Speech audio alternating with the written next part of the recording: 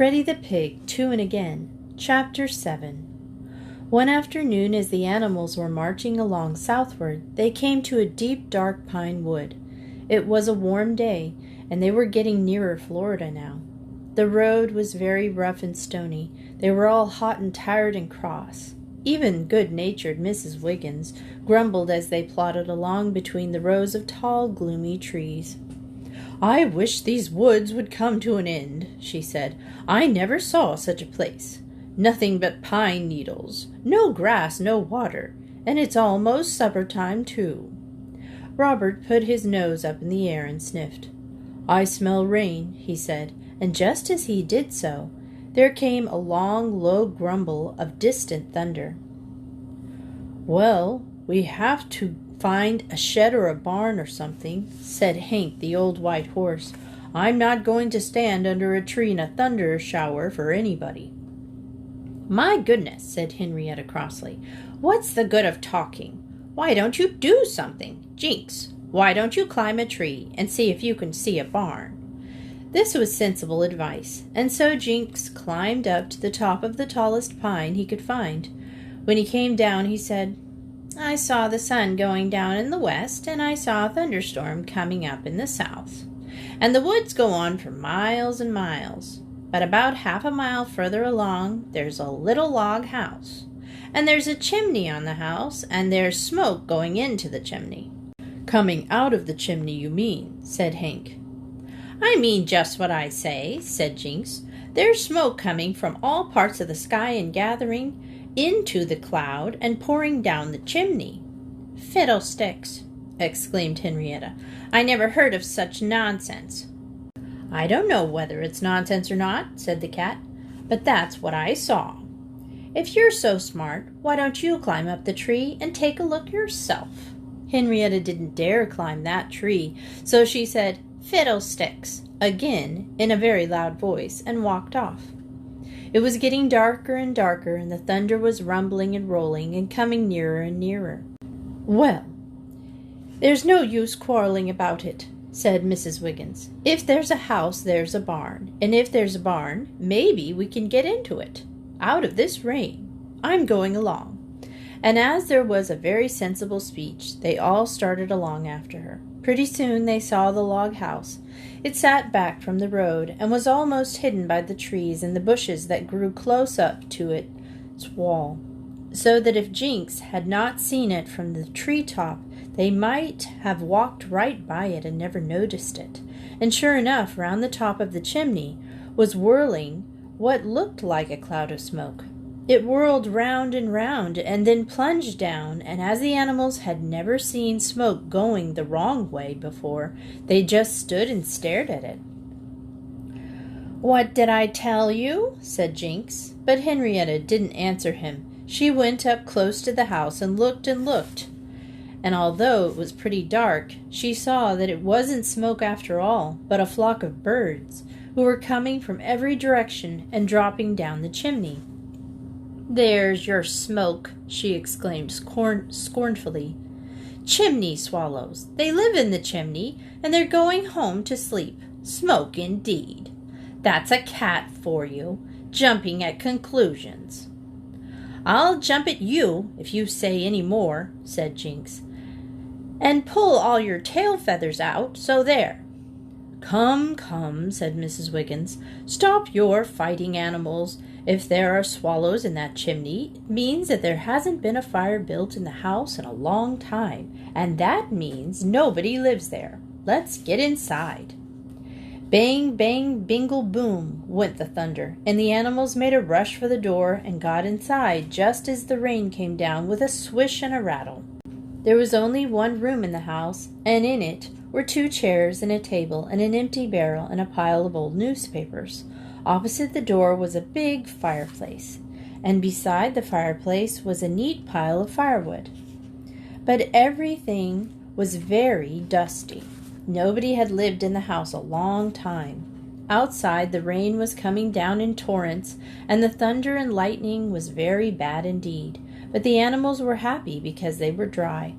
Only the mice, Eek, Quick, and Eenie, and Cousin Augustus, were rather frightened, and at the first really sharp flash of lightning, they dived down an old mouse hole by the fireplace and didn't come up until the storm was over.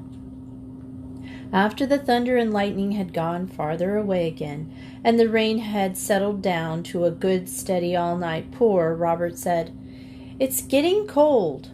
I wish Mr. Bean were here to build us a fire."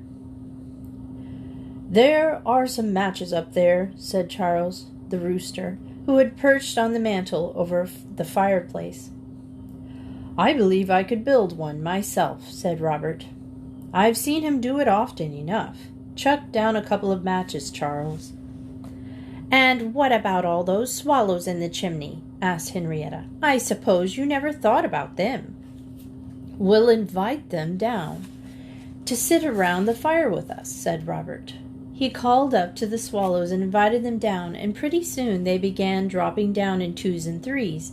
They circled round the room, and then took their place in rows along the wall, for swallows don't perch as other birds do, holding on by their claws. They hang themselves up by the little hooks they have on the tops of their wings. There were so many of them that the log walls were covered with them, and they looked like a beautiful shining black tapestry. Then Robert built the fire with a newspaper and wood, and he held a match between his teeth and scratched it on the floor and dropped it on the paper. He singed his nose before he got through, but at last he got the papers to burning. Then all the animals had to squat down on the hearth and blow the fire to make it go, because he hadn't built it very well. But at last it burned up brightly, and then they all sat round and talked. "I'd like to know who lived in this house," asked Charles. "Nobody knows," said the oldest swallow, who was hanging just over the door, and all the other swallows said, "That's so, that's so," and rustled their wings. "Nobody lived here in my grandfather's time," said the oldest swallow. "That's so," said the other swallows again. "And nobody lived here in my great-grandfather's time." "That's so." "And nobody lived here in my great-great-grandfather's time." "That's so." "And nobody—" "Excuse me," said Robert politely, "but I don't think you need go any farther back. Don't people ever come here at all?" "Once in a while," the swallow began slowly.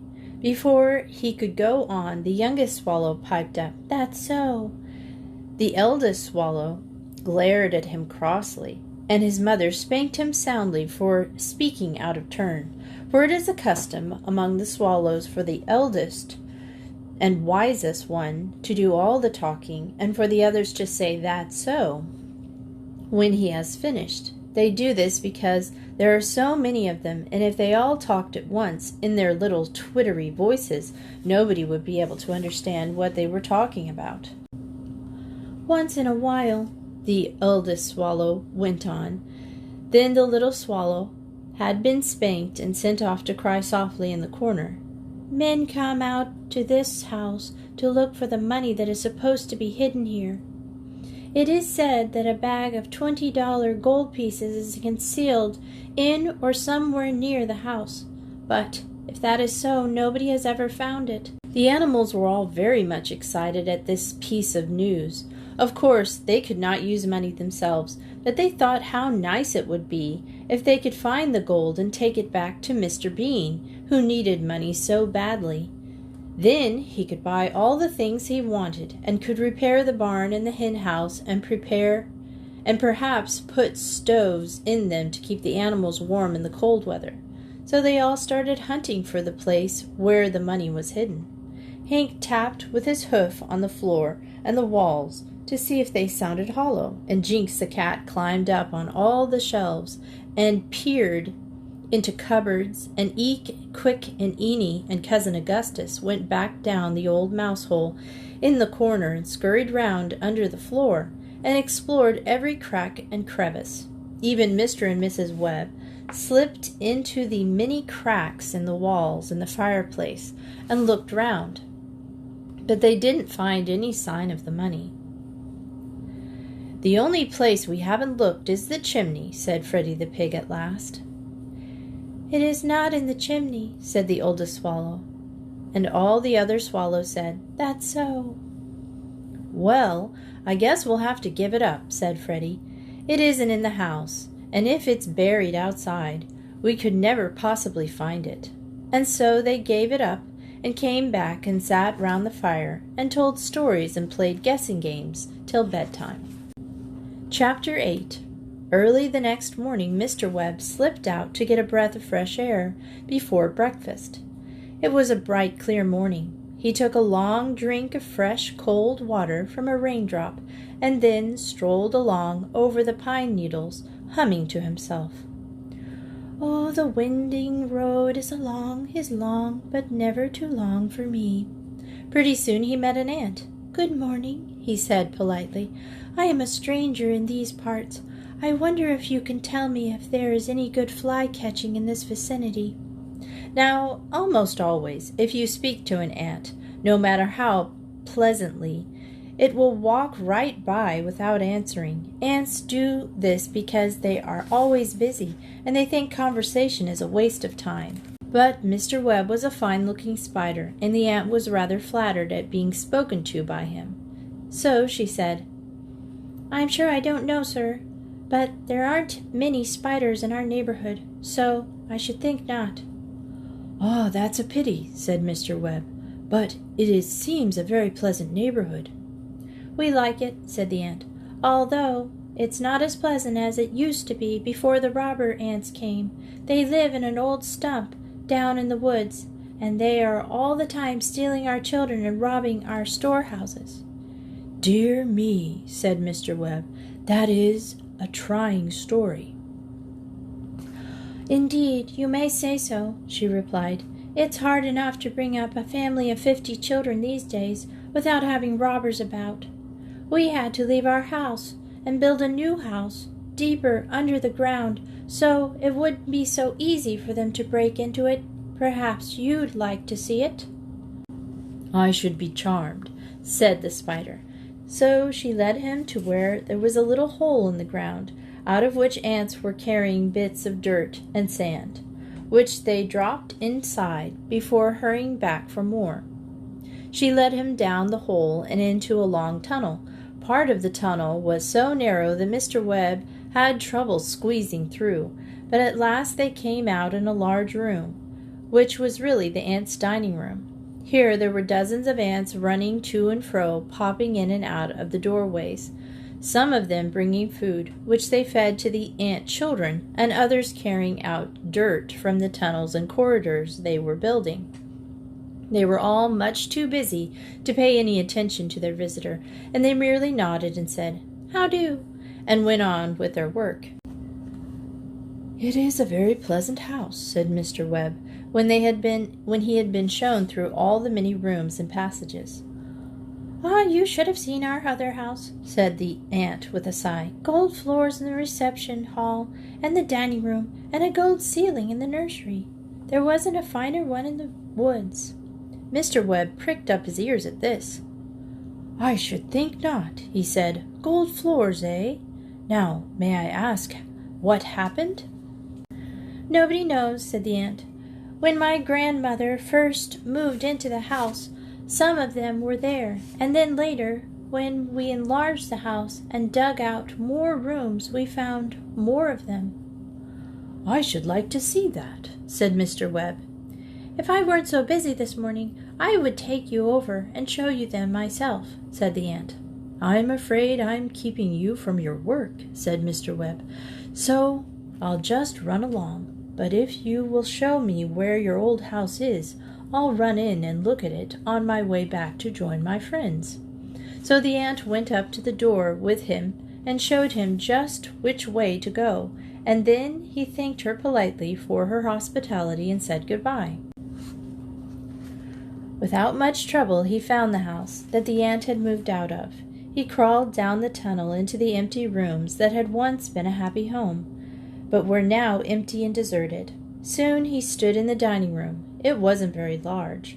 Even Mr. Webb, who was a very small spider, could walk across it in 5 or 6 steps.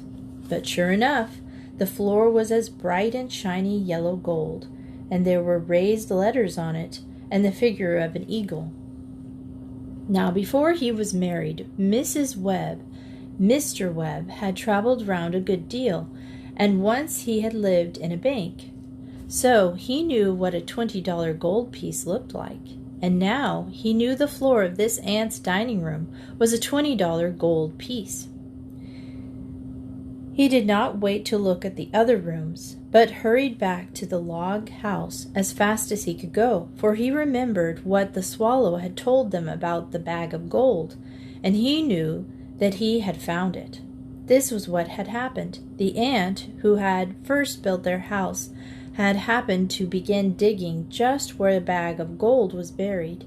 It had been buried a long, long time, and the cloth had rotted away. The ant had tunneled in and round the gold coins, and wherever one lay flat, they had made it the floor or ceiling of a room. Mr. Webb got back just as the animals were ready to start. They gathered round him with their ears as close to him as they could get, so they could hear his tiny voice, and he told this story. And then they all rushed out to the ant house, and the 2 dogs and Freddie and the pig started digging. Freddie dug with his long, sharp nose, but the dogs dug with their forefeet, and in no time at all they had uncovered a great shining heap of gold coins. Then they were all very glad, and Charles the rooster was so excited that he crowed and crowed. But Henrietta said, "My goodness, stop that noise. I don't see what you're all so happy about anyway. Now you've dug it up, what are you going to do with it?"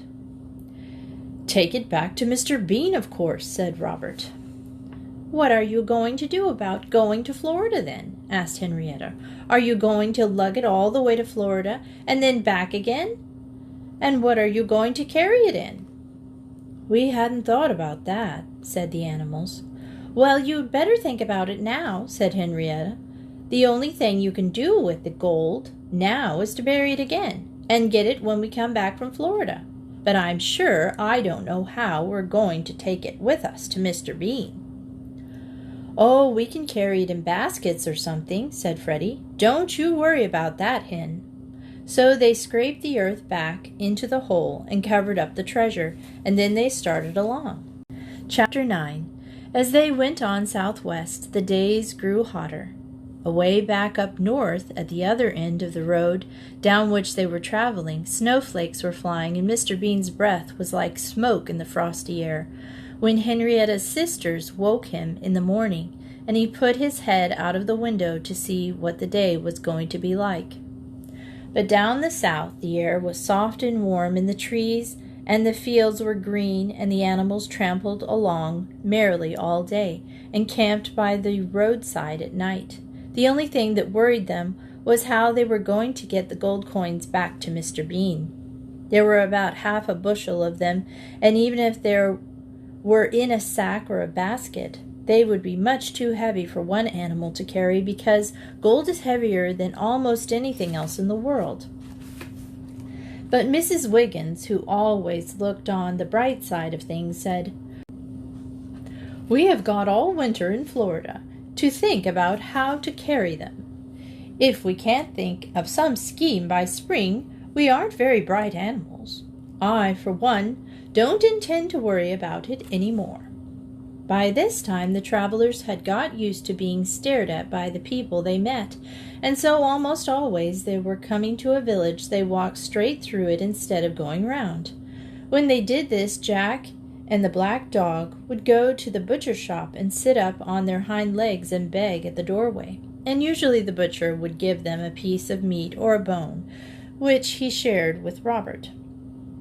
A good many of the people had heard of them, too, and knew that they had come hundreds of miles down from the cold north to spend the winter in Florida, and these people would come out to meet them when they came to the edge of the town, and bring them things to eat, and make a great fuss over them. In one town a band came out to meet them, just as in Washington, and there carriages for them too, and all the animals but Hank and Mrs. Wiggins rode through the town in carriages. But of course there were bad people too, who had heard about them and brought in a good chance to get some fine animals without paying for them. One day, as they were going along by the bank of a muddy, sludgy river, two men with guns jumped out from behind some bushes.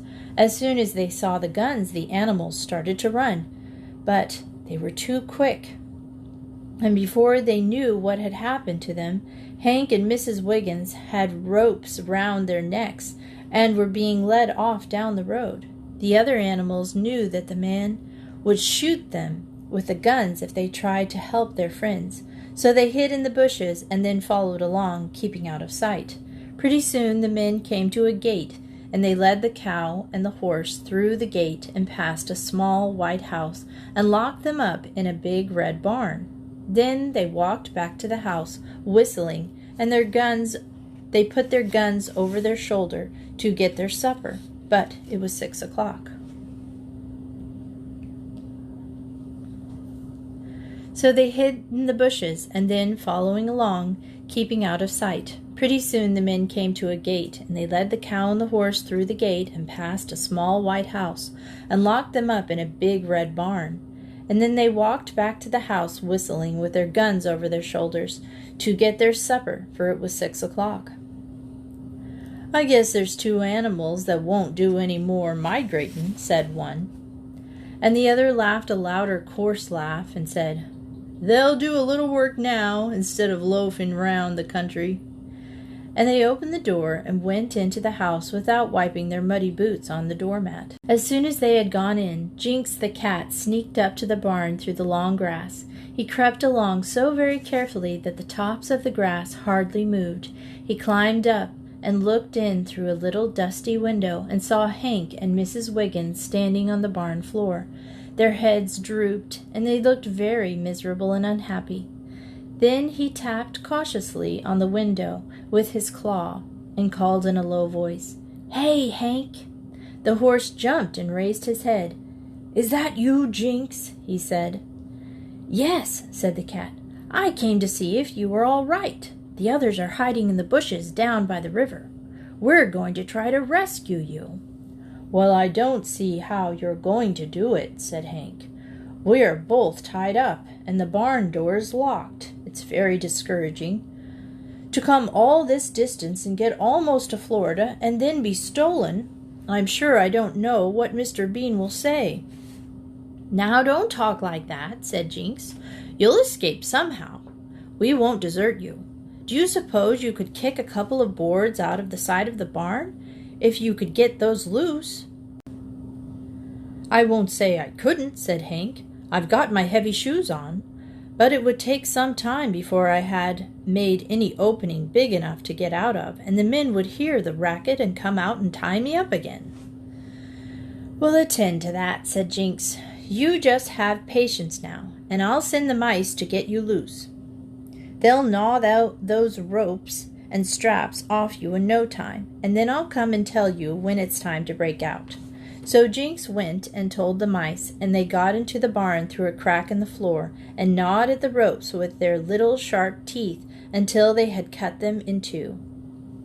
By this time it was dark, and Jinks and Freddie the pig and Charles and Henrietta and the two dogs and Alice and Emma came up to the house and peeked in the window. The two men had cleared off the supper table and were playing parcheesi. They played 4 games, and between time they laughed and talked about how smart they were to have got 2 good animals without paying for them, and wondered how much money they would get for them when they sold them. The big man was a very poor player, and he lost every game. He would study and study over his moves, but he always made them wrong. Now Freddie was a very good parcheesi player, and it was all the other animals could do to keep him still when he saw the big man starting to make a wrong move. He would jump up and down in his excitement and mutter under his breath, "Oh, what a stupid move! Oh, what a stupid move!" And at the last, when the big man had made a specially bad move and lost the 5th game, Freddie could stand it no longer, and he shouted out, "Oh, you big silly! Why didn't you move your other man? Now he's beat you again." The man jumped up so quickly that they knocked over the parcheesi board and spilled the men all over the floor. "What was that?" asked the big man. "It sounded like a pig," said the other. Up and after him! And they rushed out without even stopping to get their hats, but they grabbed up their guns as they went through the doorway. The animals ran in all directions, but it was bright enough outside so that the men could see Freddie as he dashed out through the gate and down the road, and so they dashed after him. Now Freddie was a very clever pig, but he wasn't much of a runner, and the smack, smack, smack of the heavy boots on the hard road sounded louder and louder behind him as the man caught up.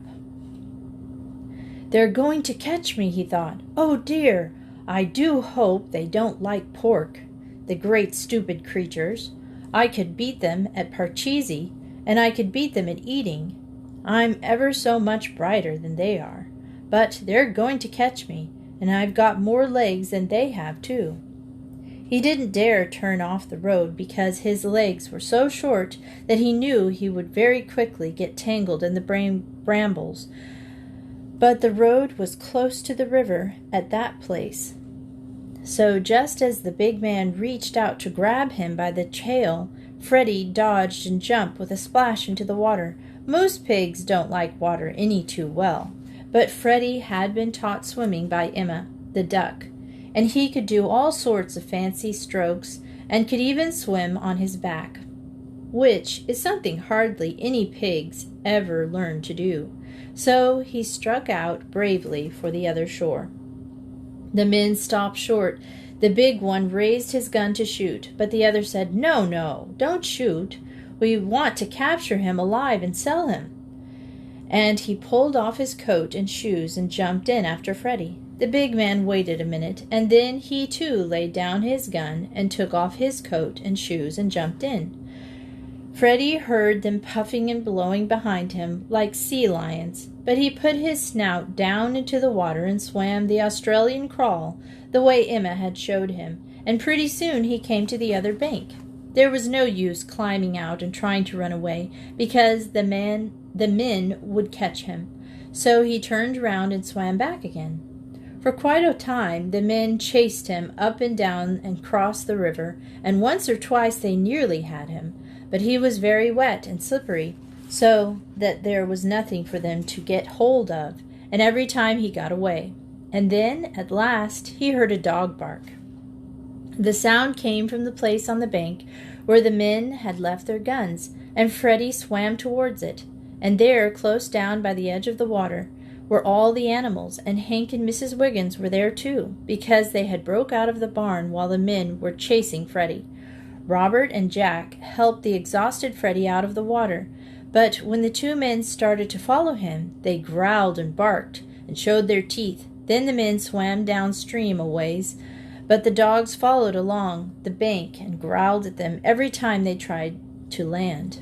And at last they swam across the river and went home another way. It was not a very pleasant way, because there was no road on the other side of the river, and to walk across the fields in your stocking feet is very painful. The sticks and stones hurt like anything, and they were wet through, and had lost their guns, and when they got down opposite their house, they had to jump in and swim across the river again. And then they found the horse and the cow gone, and a big hole in the side of their barn. And when they got in the house, they were angrier still, for there was the Parcheesi board on the floor, and the Parcheesi men had rolled off into the corners, under the stove and behind things. If the floor had been clean, it wouldn't have been so bad, but it was terribly dirty because they had never wiped their boots on the mat when they came in, and so it was almost impossible to find the men. Indeed, there were 3 that they never did find, and so they could never play Parcheesi any more at all.